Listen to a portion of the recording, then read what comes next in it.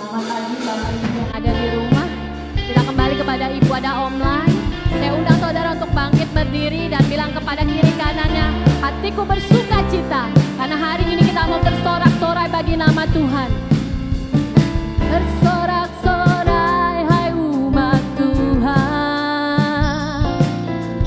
kudus dan mulialah namanya. Besarlah kasih-Nya, ajaib perbuatan-Nya, berkuasa selama-lamanya. Katakan bersorak-sorai, bersorak-sorai hai umat Tuhan, kudus dan mulialah namanya.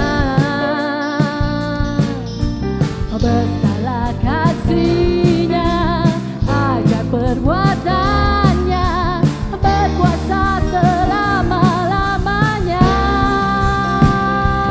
Bagi Dia yang memerintah, yang layak terima segala pujian. Bagi Dia yang bertata, surga bumi sujud menyembah di hadapannya.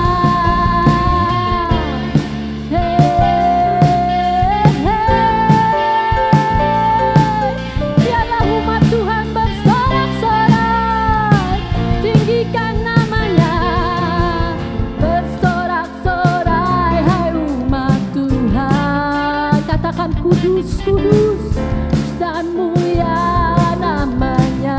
Oh besar, besarlah kasih-Nya, ajaib perbuatan-Nya, berkuasa selama-lamanya.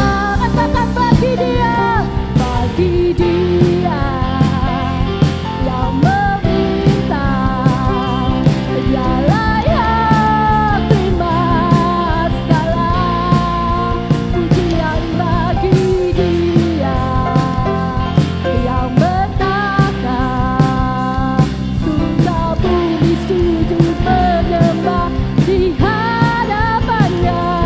Bagi Dia yang memerintah, yang layak terima segala pujian. Bagi Dia yang bertata, surga bumi sujud menyembah di hadapannya. Sekali lagi katakan, bagi Dia yang memerintah, yang layak terima segala pujian. Bagi Dia yang bertata, surga bumi sujud menyembah di hadapannya. Bagi Dia yang memerintah, yang layak terima segala pujian. Bagi Dia yang bertata, surga bumi sujud menyembah di hadapannya. Surga bumi sujud menyembah di hadapannya. Surga bumi sujud menyembah di hadapannya. Surga bumi sujud menyembah. Terima kasih Tuhan. Amin. Ada sukacitanya saudara. Pagi hari ini biarlah kita mau katakan, Engkaulah kekuatan kami Tuhan. Biarlah hati kami percaya Tuhan, biar segala bumi bergoncang dan gunung-gunung beranjak, hati kami tetap percaya padamu Tuhan. Amin. Tuhanlah kekuatan dan mazmurku, Dia gunung batu dan keselamatanku. Hanya padamu hatiku percaya, Kaulah menara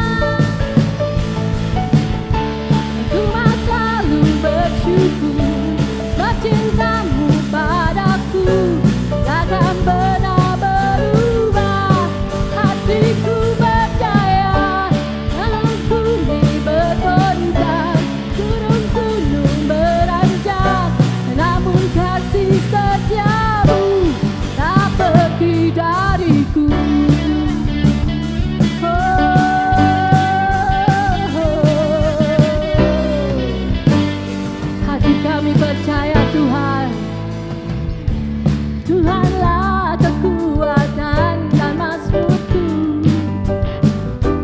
Dia gunung batu dan keselamatanku. Hanya padamu hatiku percaya. Kaulah menara dan kota perlindungan. Aku mau selalu bersyukur sebab cintamu padaku akan pernah berubah. Hatiku percaya walau bumi bergoncang, gunung beranjak, namun kasih setiamu tak pergi dariku. Ku mau selalu bersyukur sebab cintamu padaku takkan pernah berubah. Hatiku percaya walau bumi bergoncang, gunung-gunung beranjak, namun kasih setiamu tak pergi dariku. Ku mau selalu bersyukur sebab cintamu padaku takkan pernah berubah. Hatiku percaya walau bumi bergoncang, gunung-gunung beranjak, namun kasih setiamu tak pergi dariku. Kasih setiamu tak pergi dariku. Kasih setiamu tak pergi dariku.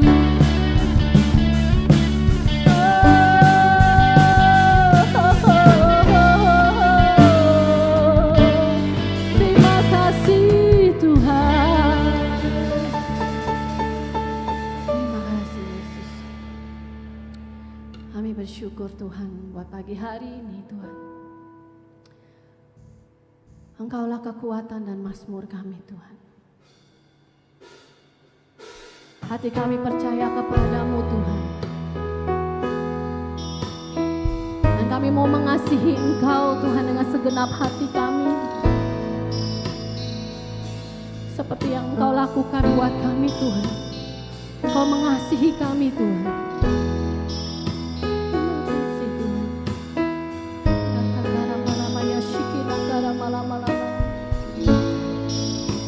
Mari kita nyanyikan lagu ini bersama-sama dengan segenap hati kita. Aku mengasihi Engkau Yesus dengan segenap hatiku. Aku mengasihi Engkau Yesus dengan segenap jiwaku. Ku renungkan firman-Mu siang dan malam. Ku pegang perintah-Mu dan ku lakukan. Engkau tahu ya Tuhan, tujuan hidupku hanyalah untuk menyenangkan hati-Mu. Terima kasih Tuhan. Kami bersyukur Tuhan, kami punya Tuhan yang luar biasa dalam hidup kami. Tuhan yang begitu mengasihi kami Tuhan. Tuhan yang begitu luar biasa buat kami Tuhan. Kami mau merenungkan firman-Mu siang dan malam Tuhan. Kami pegang setiap janji-janji-Mu dalam hidup kami Tuhan. Karena kami percaya Tuhan janji-Mu ya dan amin buat setiap kami Tuhan. Dan kami mau mengasihi Engkau lebih lagi Tuhan. Terima kasih Yesus. Aku mengasihi Engkau Yesus dengan segenap hatiku. Aku mengasihi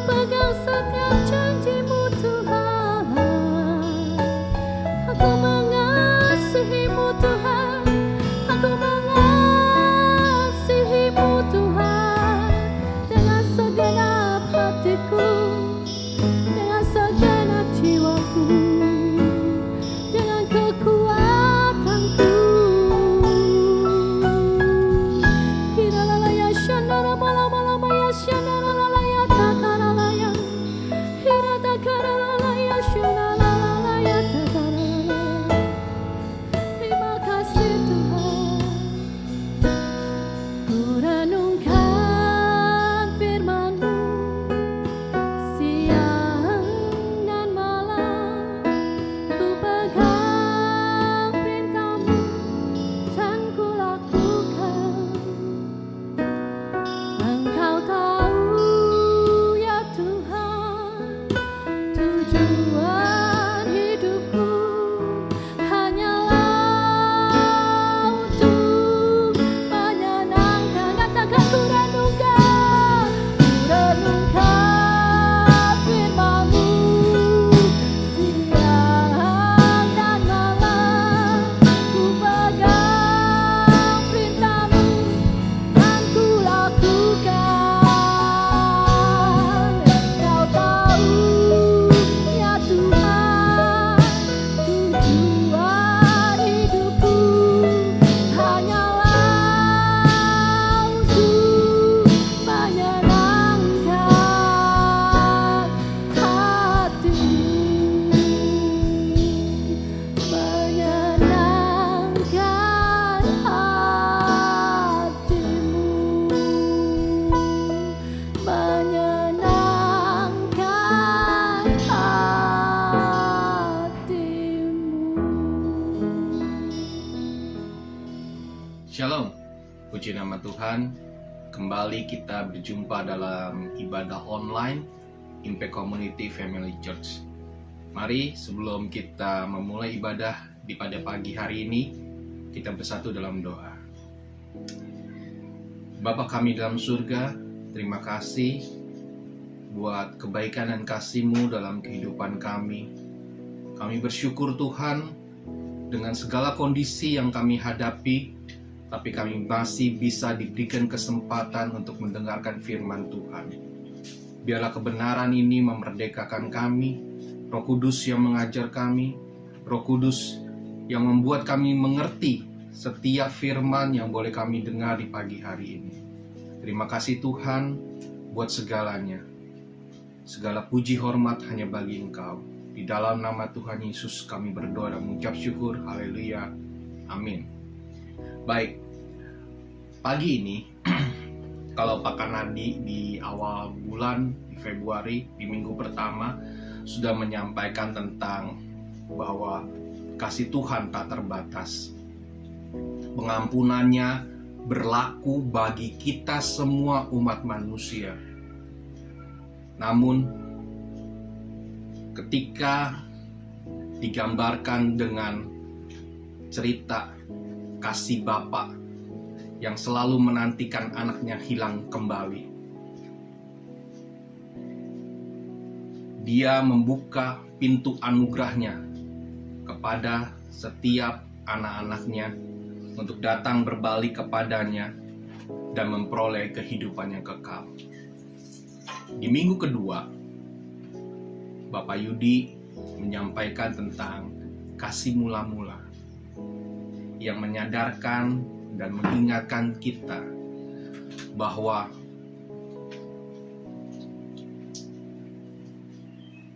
kita selalu diingatkan untuk selalu kembali membangun persekutuan yang manis dengannya. Dan yang kedua, Ia mau kita melakukan setiap firman-Nya. Pagi ini, saya ingin sharing buat kita semua bagaimana hidup di dalam kasih. Terambil dari 1 Korintus 13 ayat 4 sampai 8. Mari Bapak Ibu, saya ajak saudara untuk kita buka sama-sama 1 Korintus 13 ayat 4 sampai 8. Kasih itu sabar, kasih itu murah hati, ia tidak cemburu, ia tidak memegahkan diri dan tidak sombong, ia tidak melakukan yang tidak sopan dan tidak mencari keuntungan diri sendiri, ia tidak pemarah dan tidak menyimpan kesalahan orang lain, ia tidak bersukacita karena ketidakadilan, tetapi karena kebenaran. Ia menutupi segala sesuatu, percaya segala sesuatu, mengharapkan segala sesuatu, sabar menanggung segala sesuatu. Kasih tidak berkesudahan. Demikianlah firman Tuhan. Kalau dari pembacaan kita di pagi ini tentang 1 Korintus 13 ayat 4-8, ada 3 hal yang ingin saya sharingkan kepada Bapak Ibu. Yang pertama adalah kasih itu tidak sekedar perasaan, namun sebuah tindakan atau sikap yang nyata atau konkret. Kasih dapat diukur melalui apa yang kita lakukan atau yang tidak kita lakukan. Dari pembacaan kita, ada 16 ciri-ciri orang yang hidup di dalam kasih. Paulus menasihati jemaat Korintus, kasih itu sabar. Ada 16. Tapi kalau kita mau teliti lebih jauh, ternyata dari 16 itu ada 15 kata kerja. Jadi kasih itu bukan sekedar kata-kata. Kasih itu berupa suatu tindakan atau perbuatannya yang nyata, yang konkret di dalam kehidupan kita sebagai anak-anak Tuhan. Yang kedua, kasih itu memiliki 2 aspek. Yang pertama, aspeknya adalah mengekang diri. Karena ada hal-hal tertentu yang harus dihindari karena bertentangan dengan nilai-nilai kasih. Contohnya, kasih itu tidak cemburu. Kasih itu tidak memegahkan diri. Kasih itu tidak sombong, dan seterusnya dan seterusnya. Yang aspek kedua adalah kasih itu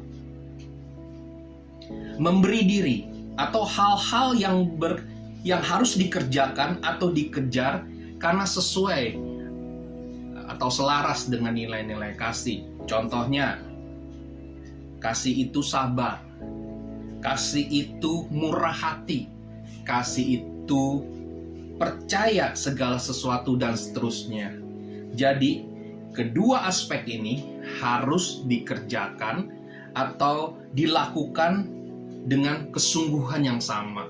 Jadi nggak bisa satu aja yang saya mau kerjakan, karena saya tidak punya perasaan sabar. Nggak bisa, harus dua-duanya dikerjakan, karena Kristus sendiri yang menjadi teladan dan contoh buat kehidupan, bagaimana menerapkan kehidupan di dalam kasih. Jadi kasih itu ada 2 aspek. Yang pertama, mengekang diri, artinya tidak boleh dilakukan karena kasih itu katanya tidak cemburu. Kasih itu tidak memegahkan diri. Tapi aspek kedua, kasih itu juga bermakna kita harus memberi diri. Artinya kasih itu murah hati, contohnya. Kasih itu percaya segala sesuatu, dan seterusnya. Dan yang ketiga, makna ketiga dari pembacaan kita 1 Korintus 13 ini adalah kasih itu tidak meniadakan teguran. Kasih dan disiplin seringkali kita dengar harus berjalan bersamaan. Artinya harus seimbang. Banyak orang tidak mau menegur kesalahan orang lain atas nama kasih. Kita tahu di contoh di Alkitab, Imam Eli sudah diberitahukan oleh anak angkatnya sendiri, Samuel, bahwa akan terjadi demikian terhadap kedua anaknya. Tapi Imam Eli membiarkan hal itu terjadi. Dia nggak berani menegur anaknya, perbuatan anaknya yang salah. Dan banyak juga contoh dalam kehidupan kita. Kadang-kadang kita atas nama kasih, kita tidak mau menasihati orang lain atau keluarga kita sendiri, padahal kita tahu dia berbuat yang salah. Tandanya, saudara dan saya tidak menerapkan kasih yang sesungguhnya. Yang kedua, seringkali kita merasa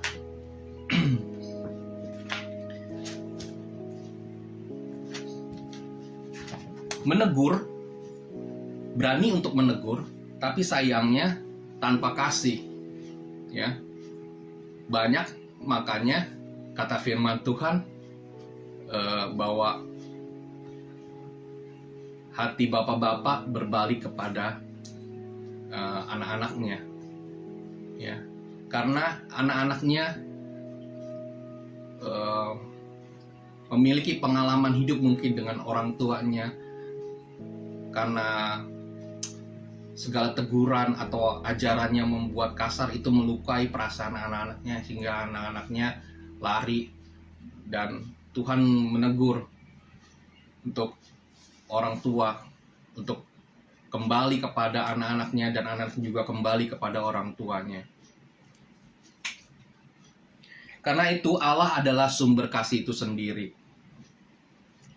Dia tidak sekedar menuntut umatnya untuk terlebih dahulu menjadi teladan, tapi dia belajar untuk menjadi teladan itu sendiri. Apa yang ia lakukan menjadi sebuah dasar dan keharusan untuk memperlakukan orang lain dengan cara yang sama. Kasih Allah bukan untuk sekedar dinikmati, tapi kita harus menghidupi. Nah, pelajaran ini sangat luar biasa. Yesus tidak sekedar berbicara mengenai kasih, tapi Yesus juga mempraktekkan bagaimana cara hidup yang sebenarnya di dalam kasih. Dan Paulus belajar dengan luar biasa, dan dia terapkan juga di dalam kehidupan berjemaat, khususnya jemaat di Korintus. Bagaimana dia mempraktikkan hidup di dalam kasih, dan juga dia menasihati jemaat Korintus bagaimana cara hidup di dalam kasih. Dia tidak sekedar mengajar, tapi dia mempraktekkan. Nah, yang saya mau ambil, dan saya nggak perlu bahas semuanya karena waktu, saya akan bahas cuma satu aja, dan ini menjadi pelajaran kehidupan saya juga, yaitu bahwa kasih itu sabar. Kata sabar ini dalam perspektif bahasa kita, bahasa Indonesia, ini lebih bersifat kata sifat ya, bermakna kata sifat. Tapi sebenarnya kata sabar yang dipakai di dalam tulisan di Korintus ini kepada jemaat di Korintus ini, dalam kata Yunaninya adalah makrotemi. Nah, ini adalah kata kerja, bukan kata sifat. Jadi diterjemahkan supaya kita terus-menerus untuk berbuat sabar. Ya, jadi makrotemi ini adalah sebuah kata kerja yang mempunyai arti terus-menerus bersabar. Jadi, sesuatu yang kita harus upayakan, dan tentunya lewat pertolongan Roh Kudus. Kata sabar ini, kesabaran ini bukan adalah sesuatu yang melekat sejak kita lahir. Tapi sabar ini adalah upaya yang harus dilakukan sebagai anak Tuhan. Dan saya percaya Roh Kudus yang menolong kita untuk kita mengerti arti sesungguhnya untuk kita sabar di dalam ruang lingkup kasih itu sendiri.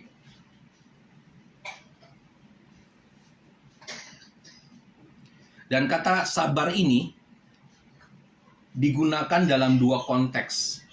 Konteks pertama berbicara mengenai penderitaan, dan konteks kedua adalah menghadapi kesalahan orang lain. Di dalam penderitaan, pelajarannya adalah tentang bagaimana kita harus tabah dan tekun. Dan bicara mengenai menghadapi kesalahan orang lain, berbicara bagaimana kita menahan diri dari kemarahan. Dalam konteks di Korintus ini lebih berbicara bagaimana menahan diri dari kemarahan. Karena saat itu terjadi perselisihan yang berujung sebuah pertikaian di antara jemaat-jemaat saat ada di Korintus. Dan Paulus menasehati supaya jemaat Korintus tidak cepat marah, tetap bersabar dalam keadaan apapun. Dan kita lihat bagaimana dalam kehidupan sehari-hari kita diajar bagaimana kasih itu yang adalah sabar harus menjadi gaya hidup, harus kita hidupi. Beberapa waktu yang lalu, ya, dalam minggu ini, kalau saudara pernah lihat di YouTube, salah satu podcast yang terkenal menghadirkan narasumber seorang ustadz, inisialnya Ustadz YW, ya. Dia baru keluar dari penjara karena kasus penistaan agama. Dari kesaksiannya, tadinya dia selalu kalau berkhotbah, ya, diundang di mana berdakwah istilah mereka, selalu menjelek-jelekan orang Kristen dengan kata-kata yang kasar. Nah, kasus yang membuat dia masuk penjara karena penistaan agama ini, akhirnya di dalam penjara dia banyak belajar bagaimana bertoleransi, bagaimana juga orang-orang Kristen yang ada di penjara bersikap di luar pemikirannya. Dia membantu si ustadz ini mencuci bajunya, dan orang-orang Kristen yang ada di penjara juga nggak segan-segan memberikan makanan yang diberikan oleh keluarganya ketika mereka berkunjung. Dan dia bisa melihat begitu luar biasanya kehidupan anak-anak Tuhan sekalipun mereka ada di penjara.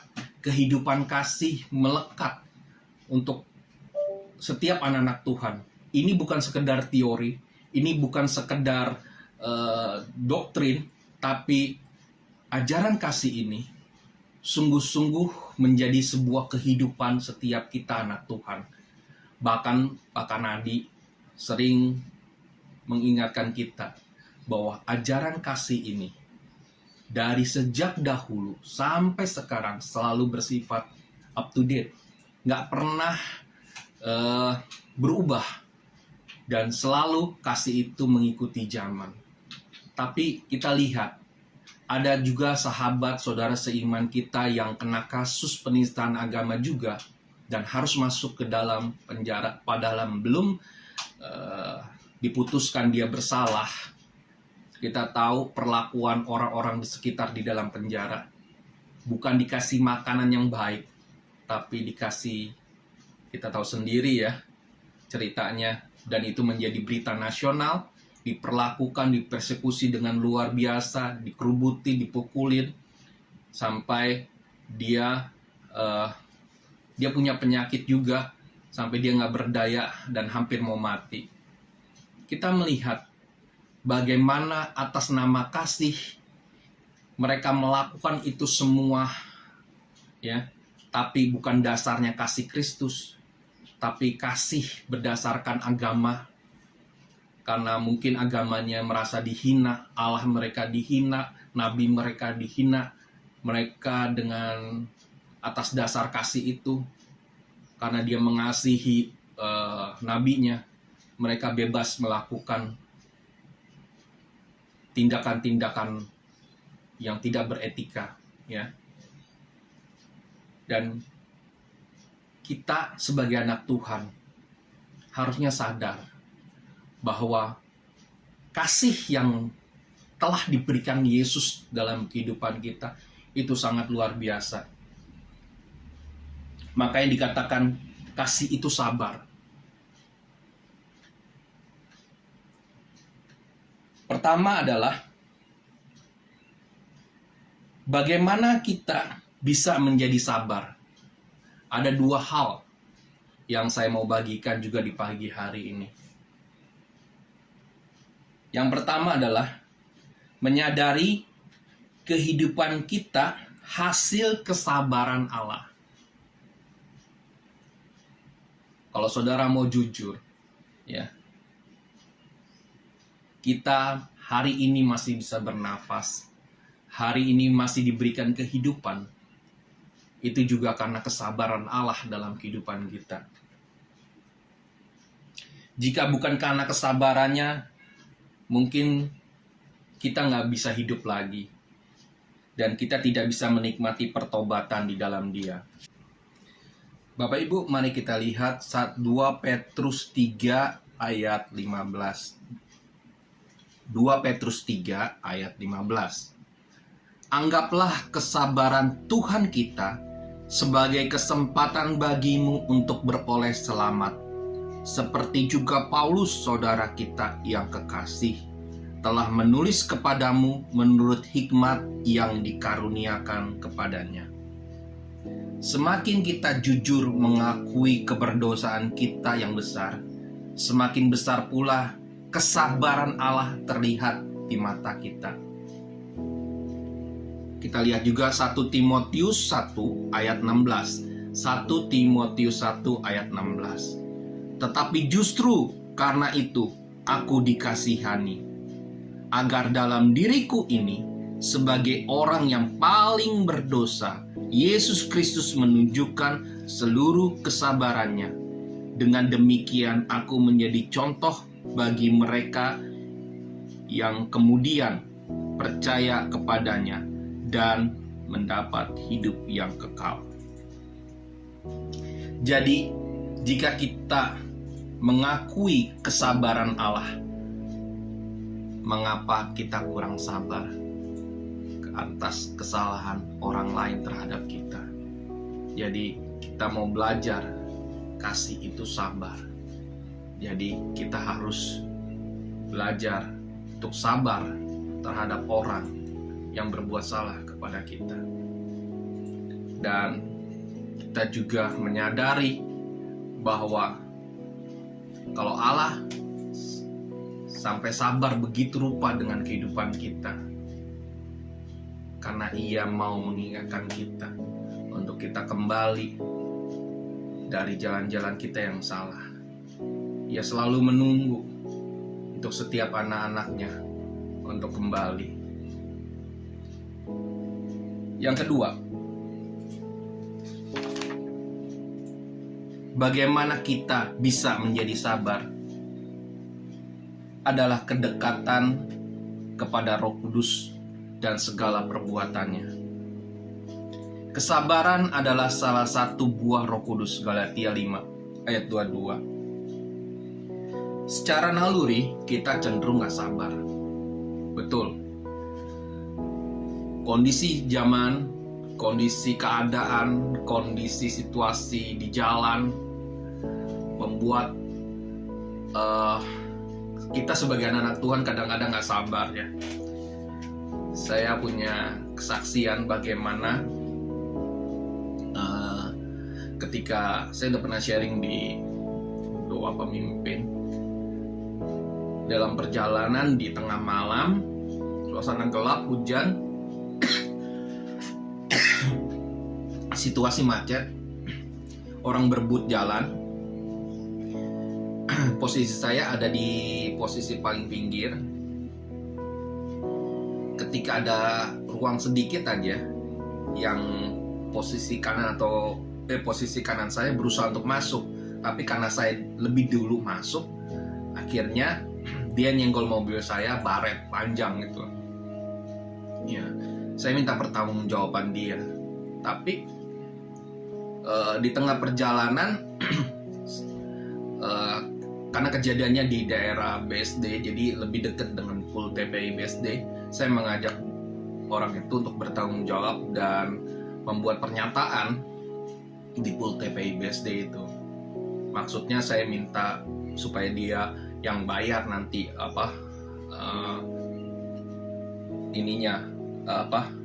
OR-nya ya.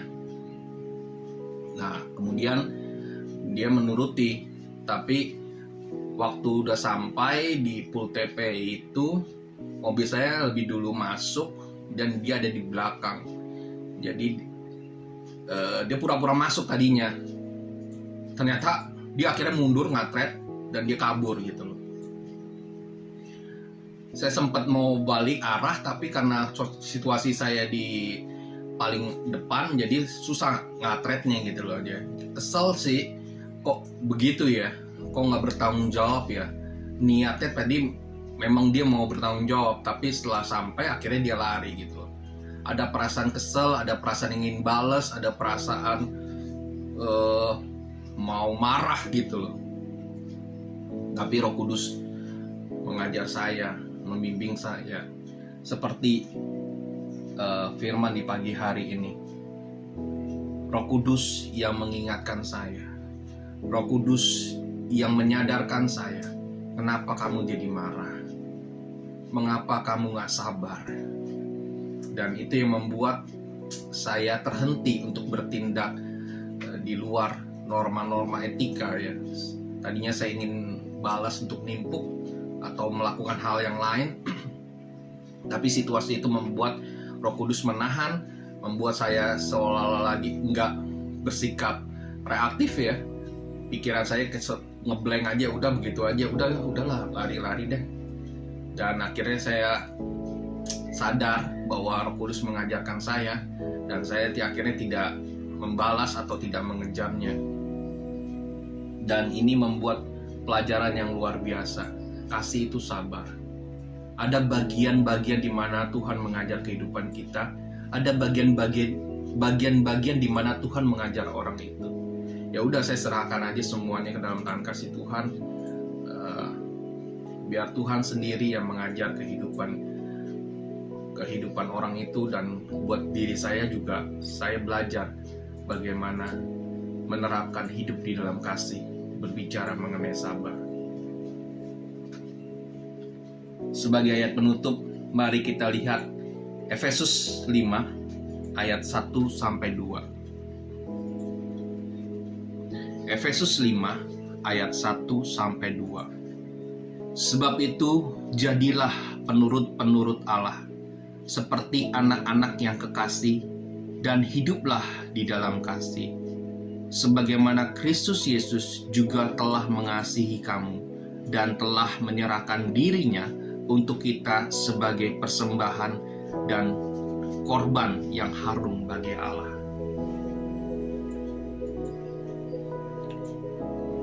Ia mau kita menjadi penurut Allah.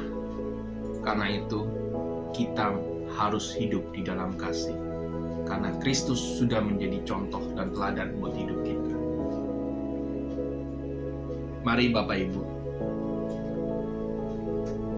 Pak Gembala selalu mengingatkan kita bahwa kasih itu dari zaman ke zaman tidak pernah berubah. Kasih itu selalu up to date, buat hari ini, buat nanti, dan buat kapan saja. Sampai 10 tahun kemudian kasih itu tetap berlaku. Mari Bapak Ibu, saya mengajak kita semua untuk tetap hidup di dalam kasih. Contoh-contohnya banyak, ciri-cirinya banyak. Bapak Ibu bisa tarik pelajaran dalam kehidupan kita masing-masing. Dan saya percaya Roh Kudus mengajar kita untuk kita tetap hidup di dalam kasih. Mari kita bersatu dalam doa. Bapa kami dalam surga, kami mengucap syukur atas pagi hari ini. Kami boleh tarik pelajaran tentang bagaimana kami harus hidup di dalam kasih. Salah satu contohnya hidup dalam kesabaran. Tuhan, ajar kami di dalam hidup ini untuk kami tetap kuat, untuk kami tetap sabar, untuk kami tetap menghadapi kondisi keadaan ini, untuk kami tetap menunjukkan kehidupan sebagai anak Tuhan, hidup di dalam kasih. Terima kasih Bapa, kami percaya Roh Kudus yang memampukan kami, Roh Kudus yang mengajar kami, Roh Kudus yang membimbing kami. Terima kasih, kami berdoa buat seluruh jemaat Impact Community Family Church di pagi hari ini. Biar kebenaran ini memerdekakan kami. Dalam nama Tuhan Yesus. Haleluya.